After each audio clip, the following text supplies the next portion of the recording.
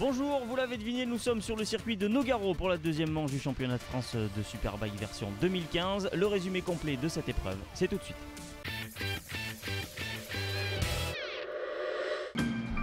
Et sur le circuit gersois ce week-end, il y avait du beau monde car outre le plateau qui compte plusieurs champions du monde, le paddock FSBK accueillait ce week-end un ancien pensionnaire. Lucas Mayas, parti cette année en mondial, est venu en voisin rendre une petite visite à ses anciens camarades de jeu.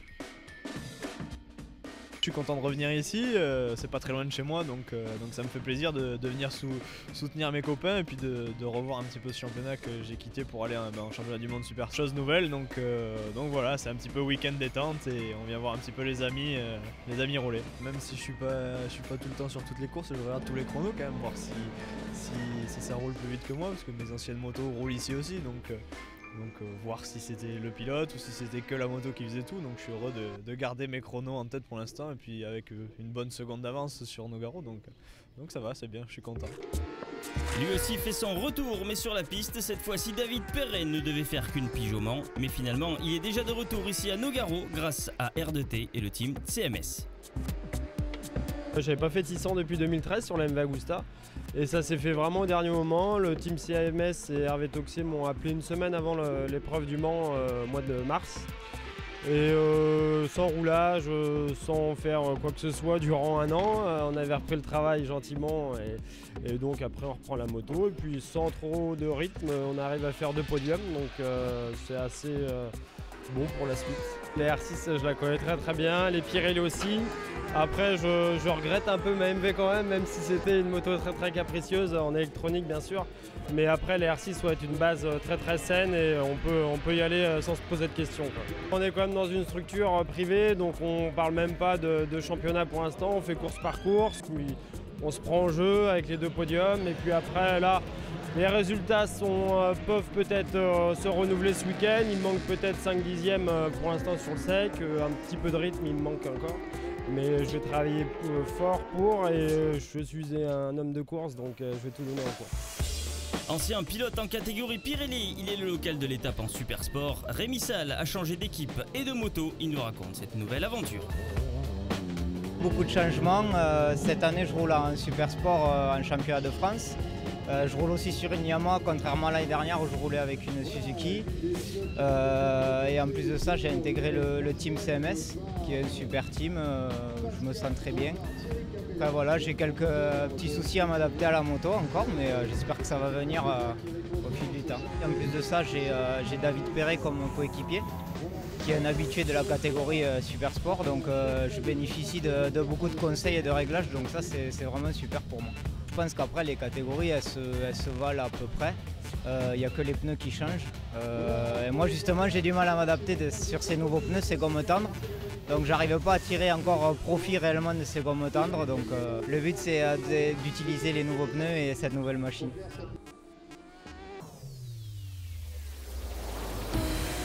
Et place au qualif du samedi, on retrouvera 2 fois la même première ligne durant ce deuxième week-end de la saison. En effet, Valentin Debise hisse sa Honda 600 CBR du team Tecmax à chaque fois en haut du tableau des temps, signant ainsi ses 2e et 3e pôles de la saison. Parfaitement à l'aise sur cette piste, il devance Cédric Tangre sur sa Suzuki numéro 4 du team Johan Motorsport. Et Hugo Claire, alias Pépito, fait de plus en plus de progrès au guidon de la R6 du team Moto 1 de Pierre Chapuis et termine 3e. Les 3 pilotes se tiennent en seulement 127 millièmes lors de la qualif de l'après-midi.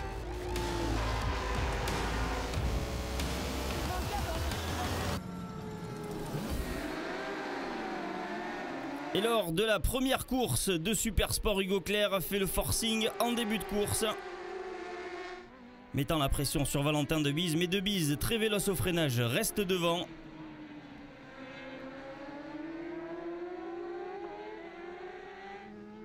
Les 4 pilotes en tête restent groupés pendant la moitié de la course et se tiennent dans la même seconde à l'entame du 8e tour. Bercher est un tout petit peu détaché. Cédric Tangre passe alors la surmultipliée et va donc débouler sur Louis Bull et s'emparer de la 3e place dans le 10e tour. Il passera ensuite Hugo Claire pour la 2e place à seulement 2 tours de l'arrivée. Debise s'impose devant Tangre et Claire.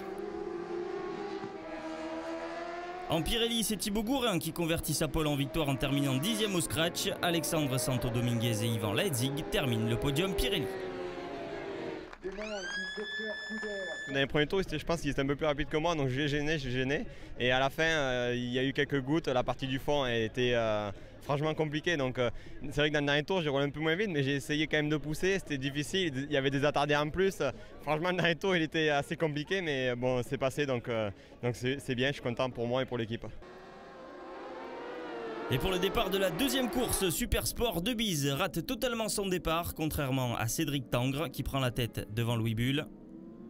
David Perret, lui aussi très bien parti, se retrouve menacé par le cousin de Cédric Tangre sur la Suzuki. Robin Camus est 3e, alors que Tangre essaye de résister à Perret pour la première place.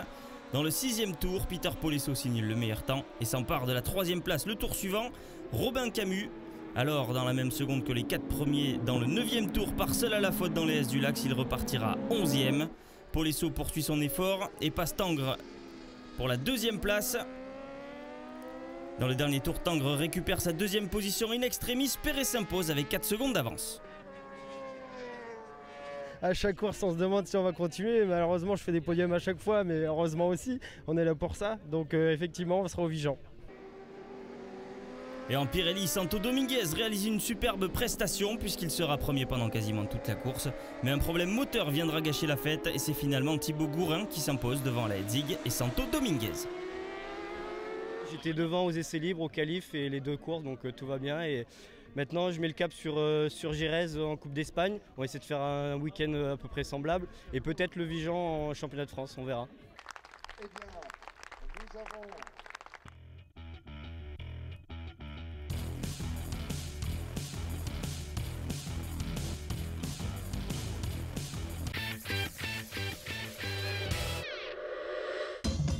Si les pilotes espagnols brillent en solo sur tous les circuits du monde, un équipage espagnol a décidé de venir tenter l'aventure en FSBK en catégorie sidecar.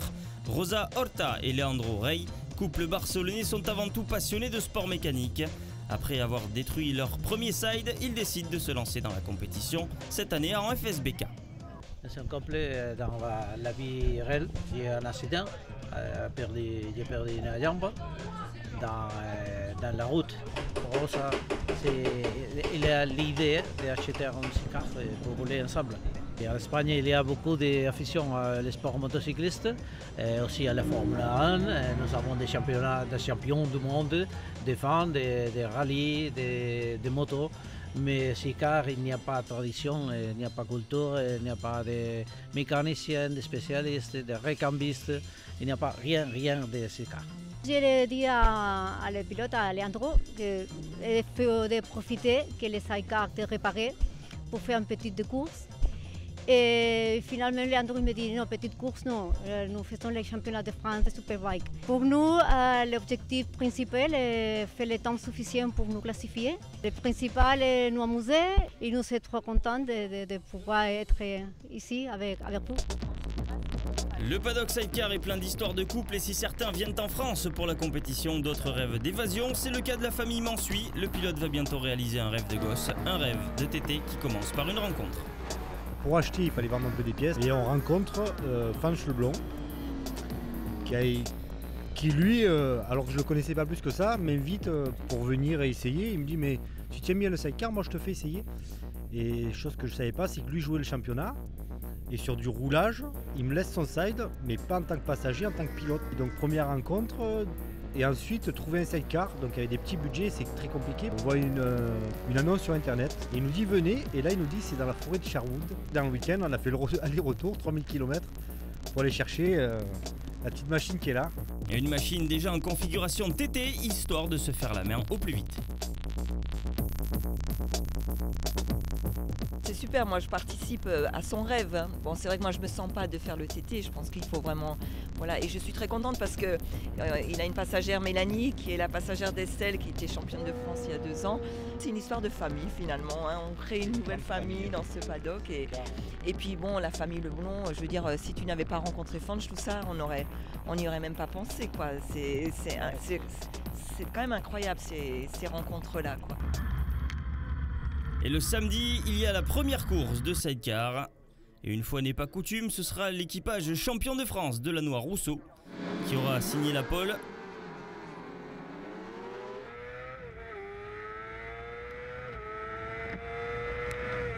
Mais comme au Mans, les Bretons Huet et Harifon réalisent le meilleur départ, bouclant le premier tour en tête.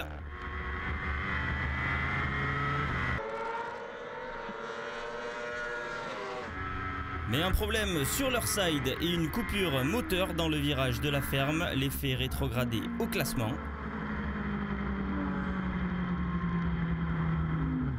Après avoir dû se garer sur le côté, ils repartent en 8e position et entament leur remontée.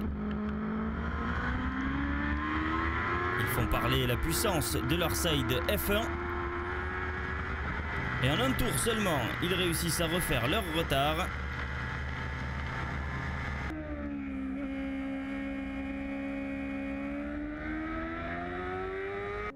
En tête, l'équipage Moreau-Gadet a pris le commandement de la course, mais devra céder aux attaques de Delannoy et Rousseau dans le 3e tour. Le classement des deux premiers restera inchangé jusqu'à l'arrivée. Delannoy-Rousseau devance l'équipage du side numéro 51. Moreau-Gadet, Huet et Harifon ne cesseront de remonter et termineront ce premier podium du week-end. En catégorie F2, c'est encore les amoureux Guignard et Pou qui terminent premier devant l'équipage 100% féminin Leblon-Farnier.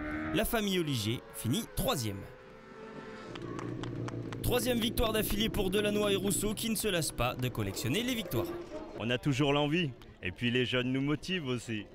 C'est ça qui nous fait avancer, ça fait partie du jeu. Être avec Seb, c'est quand même excellent, c'est le top pilote, donc on a toujours envie d'aller plus loin et d'évoluer et d'aller toujours monter sur la plus haute marche du podium.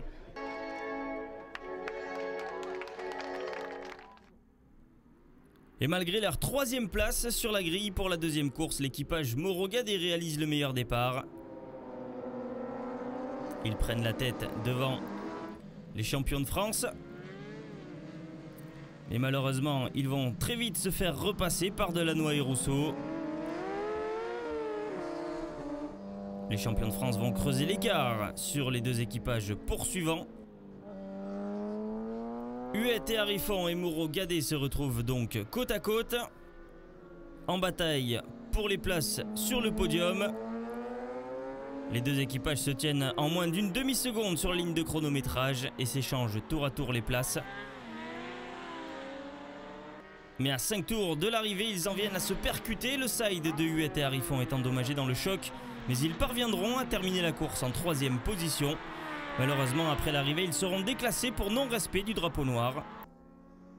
Les points de la 3e place reviennent au side 46 de Récigiac-Picoin. Delannoy-Rousseau s'impose encore devant Moreau-Gadet, signant ainsi leur 4e victoire de la saison.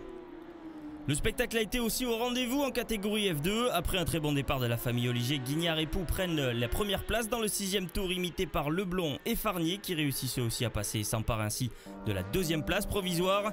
Après une lutte splendide et un mano à mano entre le side 135 et 103, c'est l'équipage 100% féminin Leblon-Farnier qui s'impose sur le fil devant Guignard-Pou et la famille Oliger. Bilan positif de la fin du week-end pour les féminines, mais les esprits sont déjà ailleurs. On n'a pas fini une course à la première manche du Mans et puis on n'a pas été très performante non plus à la 2e course du Mans, donc voilà, on est un petit peu dans les choux, mais bon, on va regarder à la fin de ce week-end ce que ça donne parce que je pense qu'on a ramené pas mal de points. Le TT, c'est tellement un parc, j'attends d'être sur place pour réaliser, pour m'imprégner. Et puis de le prendre avec plaisir. On est déjà parti, c'est bon, on y est déjà. Je sais même pas si on en revient finalement de cet été entre deux parce que voilà, c'est tellement puissant, tellement fort qu'on y reste.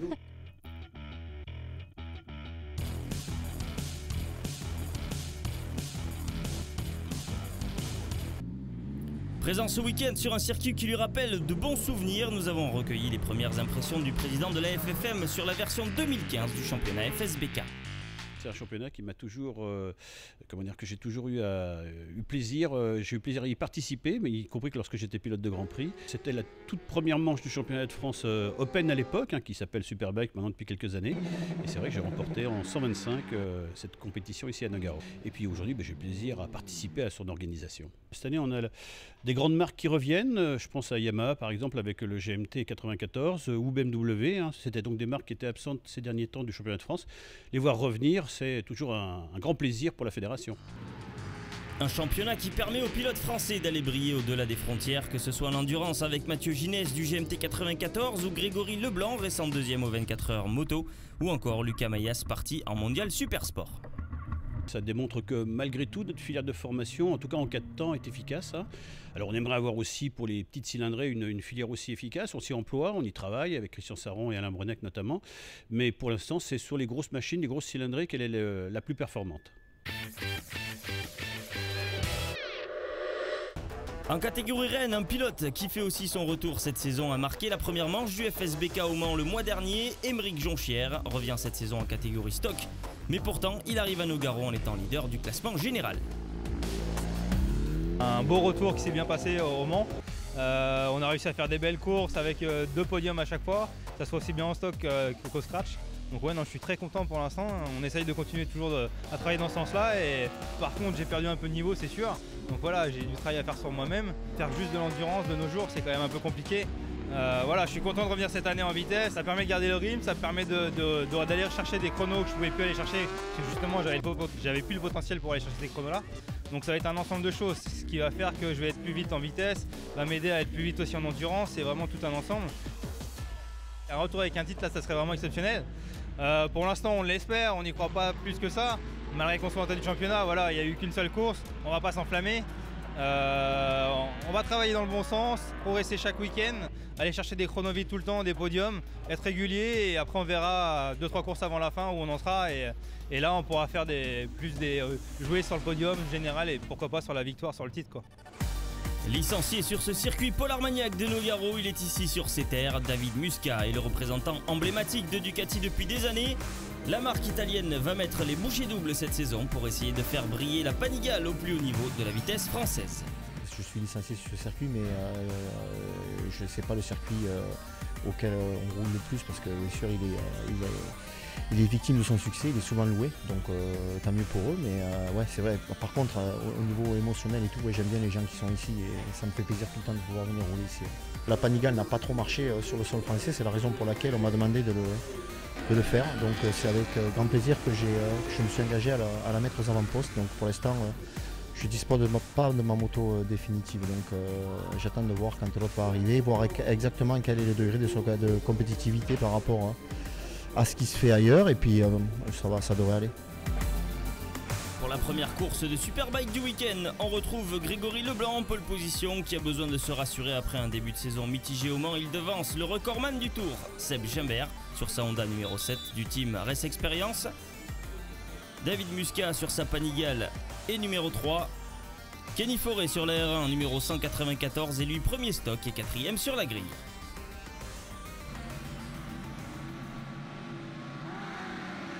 À l'extinction des feux, Grégory Leblanc conservera sa première place au départ. Il devance Nicolas Salchaud et Romain Maître sur la Suzuki numéro 70, la première stock.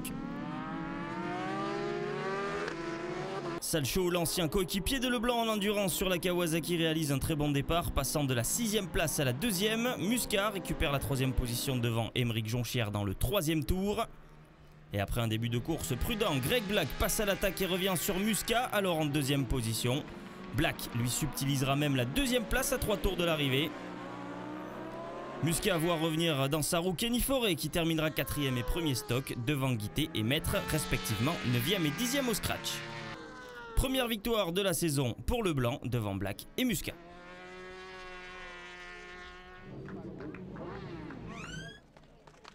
Course très compliquée parce qu'il s'est mis à pleuvoir juste sur la grille de départ, mais pas assez pour qu'on puisse mettre les pluies et limite j'aurais on n'aura pas su assez de temps, mais limite j'aurais pu mettre les intermédiaires. Je pense que ça aurait été le choix adapté.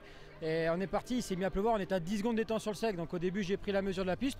Voyant que personne ne me passait, j'ai gardé mon rythme. Et vu que la piste, ça s'est un peu arrêté de pleuvoir, j'ai augmenté progressivement. Voilà, pour porter, vu qu'on avait un bon rythme en qualification, pour porter mon avance à plus de 8 secondes. Et j'ai géré sur les 4 derniers tours avec le retour de Greg Black qui remontait fort. Le dernier départ de la journée sera donné sur piste déclarée humide. Les pilotes partent donc en pneus pluie. Et Greg Black réalise le meilleur envol. Devant Gimbert et Leblanc. Muscat est là, car la pluie, il adore ça. Muscat s'empare de la tête dès la fin du premier tour et creuse l'écart sur ses poursuivants. Gimbert voit revenir sur lui Émeric Jonchière, qui lui aussi aime ces conditions difficiles. Lui qui a bien réussi au Mans lors de la première épreuve. Jonchière passe même second dans le 4e tour. Et parti prudemment, Grégory Leblanc revient disputer la 2e place à Émeric Jonchière après s'être débarrassé de Gimbert et Salchaud. Mais il ne va pas s'arrêter là. La piste sèche, les pneus de Muscat souffrent, contrairement à ceux de Grégory Leblanc.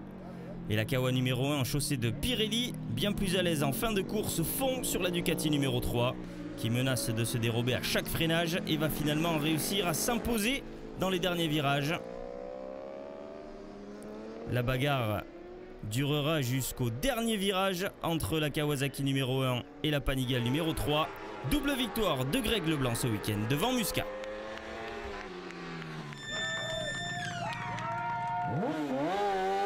Je crois que c'était une course de fou, ça fait longtemps qu'on n'avait pas vu une belle course comme ça. On fait une super remontée et je double David dans le dernier tour. Donc voilà, pour le championnat c'est une bonne opération, on fait 53 points sur 54. C'est presque parfait, donc voilà, le championnat a bien commencé pour moi ici et je leur donne rendez-vous au Vigan. En super stock, partant de la 10e position sur la grille, un local moins connu que Muscat fait le show. Il remonte tour après tour ses adversaires, revenant dans la roue de Nicolas Salchaud dans l'avant-dernier tour. Gabriel Ponce pour seulement 63 millième et 3e au scratch, mais premier stock. Je savais qu'on serait fort sur cette 2e manche, parce que j'avais fait une super qualif le samedi après, ce qui fait que j'étais bien placé sur la grille. De là à avoir un résultat aussi bon que ça, c'est sûr que... Ouais, on a toujours envie au fond de soi, mais on sait que vu la compétitivité des autres mecs qu'il y a, et ça roule vraiment très très vite, on se doute que ça va être compliqué. Et en super stock, donc Gabriel Ponce s'impose chez lui devant Jonchière et Le Coquenne. C'est fini pour cette 2e manche du championnat de France Superbike. Rendez-vous les 23 et 24 mai pour la 3e épreuve de la saison. Ce sera sur le circuit du Vigan, sur les terres de Greg Black. A bientôt, ciao ciao.